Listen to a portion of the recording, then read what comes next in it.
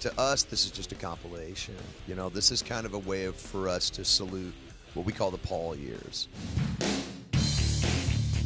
You hear the term best of or greatest hits, and you're just immediately like, that's kind of the period at the end of a sentence. You know, for us, this is just a comma. And this is a way for us to kind of celebrate the music that we got to make with Paul. It was the label's idea, really. I mean, they came to us and they were like, look, we want to do something like this. And we were like, well, we're not going to do the same tired, you know, kind of, you know, contrite issue of, hey, check these out, you know, K-Tells, blah, blah, blah. And we're not that band, you know. If we're going to put something together that was a celebration of the last 14 years, then we were going to do something on our terms and really just kind of put something together that was, yes, a handful of the songs that were pretty decent at radio. A lot of the songs that we put on this, I mean, we basically took right from our set lists. You know, these were the songs that the people made, you know, made bigger than us. This is something we've been talking about for about 10 years. You know, we've been very fortunate enough to be a part of many festival packages, you know, whether it's here or in Europe or Australia or Japan. We've seen a lot, and we would always walk around and we'd be like, you know, that's cool, but if we were going to do it.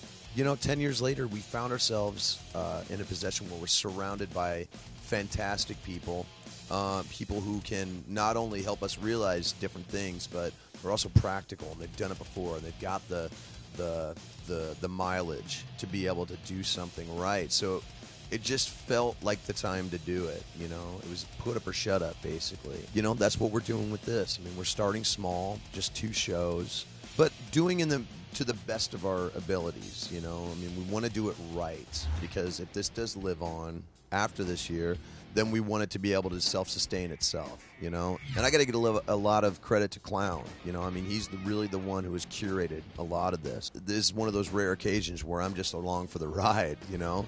But he's put together some really cool ideas. We've got rides. We've got this crazy pagan thing. I don't even know what to call it, but it's like a lot of fire and people dancing in ribbons. Like, I mean, it's crazy. Like, I watched the video and I was like, what am I seeing?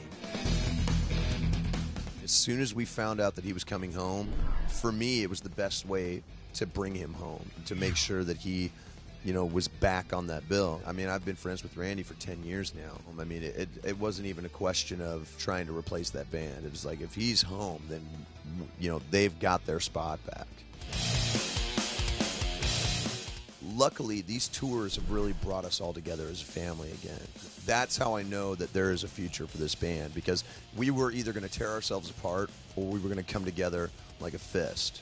And luckily it was the latter. So the next step is to really start coaxing everyone to put some stuff down, you know? Let's just start hearing ideas, you know? I mean, me and Joey are always writing. You know, Jim's always writing. I mean, there's people that in the band that are just always writing. If we're going to make an album without Paul Gray, which, trust me, is something that none of us are really still prepared for, you know, it's going to be a very daunting day when we have to go into the studio without him, because he was such a huge part of that process. I mean, he was the glue. This album has to have all of our voices on it. I mean, no ifs, ands, or buts. It makes more sense for us to kind of talk about how we feel about Paul than to make an album about Paul. For more videos like this and maybe some nudes, click on this mask.